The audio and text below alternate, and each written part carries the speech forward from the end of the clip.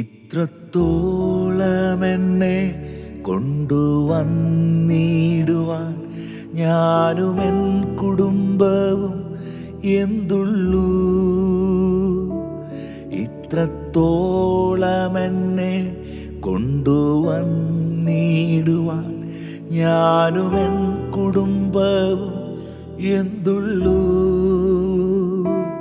ഇത്ര നന്മകൾ ഞങ്ങളനുഭവിപ്പാൻ എന്തുള്ളൂ യോഗ്യത നിൻ മുൻപിൽ. ഇത്ര നന്മകൾ ഞങ്ങളനുഭവിപ്പാൻ എന്തുള്ളൂ യോഗ്യത നിൻ മുൻപിൽ.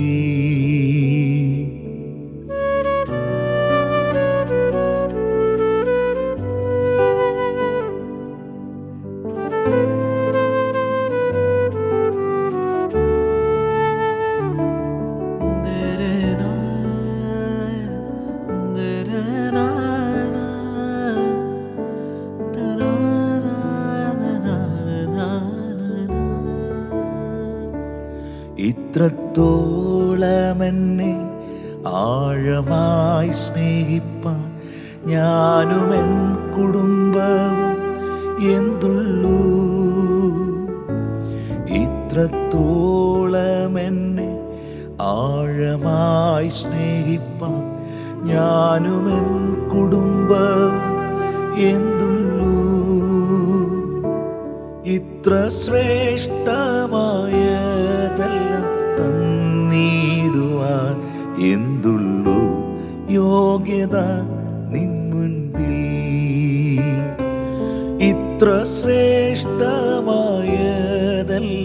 തന്നിടുവാൻ എന്തുള്ളൂ യോഗ്യത നിൻ മുൻപിൽ.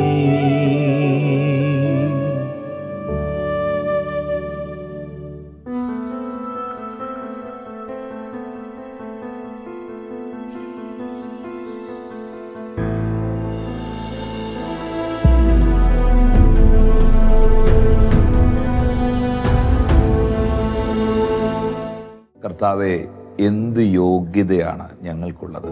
പ്രിയമുള്ളവരെ, ഇത് ശരിക്കും നമ്മുടെ ഹൃദയത്തിൽ നിന്ന് ദൈവം മുൻപാകെ പറയേണ്ട ഒരു പ്രാർത്ഥനയുടെ വാചകമാണ്.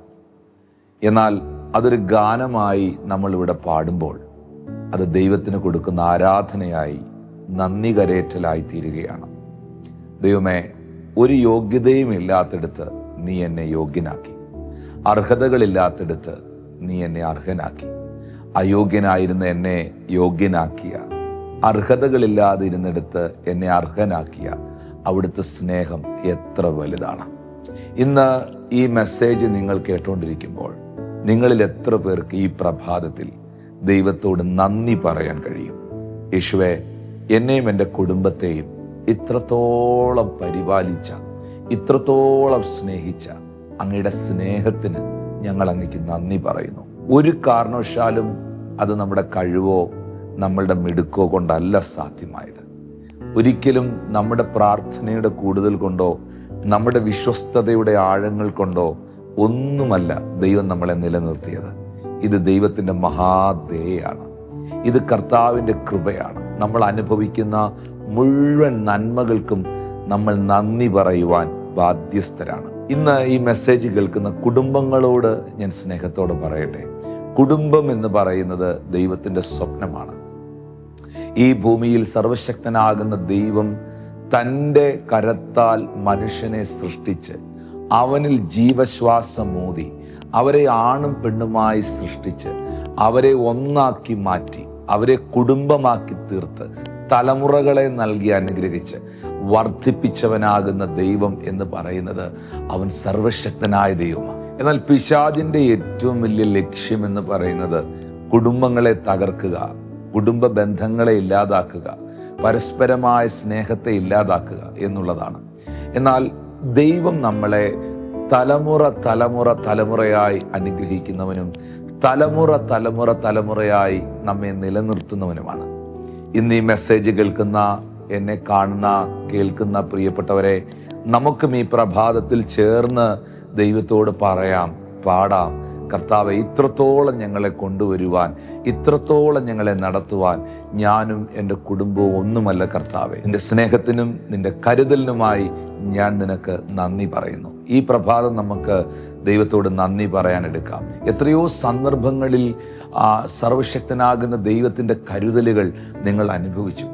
പലപ്പോഴും നമ്മുടെ ജീവിതത്തിൽ അനുഭവിച്ച എല്ലാ അനുഗ്രഹങ്ങളും എല്ലാ നന്മകളും നമ്മുടെ യോഗ്യതകൾ കൊണ്ട് ലഭിച്ചതല്ല. മനുഷ്യൻ നമ്മളെ തിരഞ്ഞെടുത്തപ്പോൾ നമ്മൾ ആരാണെന്ന് നോക്കിയാ തിരഞ്ഞെടുത്തത്. അല്ലെങ്കിൽ നിങ്ങളുടെ പ്ലസ് പോയിന്റ്സും നിങ്ങളുടെ നന്മയുമാണ് മനുഷ്യർ അന്വേഷിക്കുന്നത്. എന്നാൽ ഒരിക്കലും ദൈവം നോക്കിയത് നിങ്ങളുടെ നന്മയല്ല. നമ്മളെ കുറവുകളോട് കൂടെ കർത്താവ് സ്നേഹിച്ചു. നാം പാപികളായിരുന്നപ്പോൾ തന്നെ കർത്താവിന് നമ്മളോട് പ്രിയവും പ്രസാദവും തോന്നി. ആമീൻ, ഹല്ലേലൂയ. അങ്ങനെയാണെങ്കിൽ പ്രിയപ്പെട്ടവരെ, കർത്താവിന് ഈ പകൽ നമുക്ക് നന്ദി പറയാം. ദൈവത്തിൻ്റെ നാമത്തെ നമുക്ക് ഉയർത്താം. ഇത്രത്തോളം എന്നെ ആഴമായി സ്നേഹിപ്പാൻ ഞാനും എൻ കുടുംബവും എന്തുള്ളൂ. ഇത്ര ശ്രേഷ്ഠമായതെല്ലാം തന്നിടുവാൻ എന്തുള്ളൂ യോഗ്യത നിൻ മുൻപിൽ. ഇത്ര ശ്രേഷ്ഠമായതെല്ലാം തന്നിടുവാൻ എന്തുള്ളൂ യോഗ്യത നിൻ മുൻപിൽ.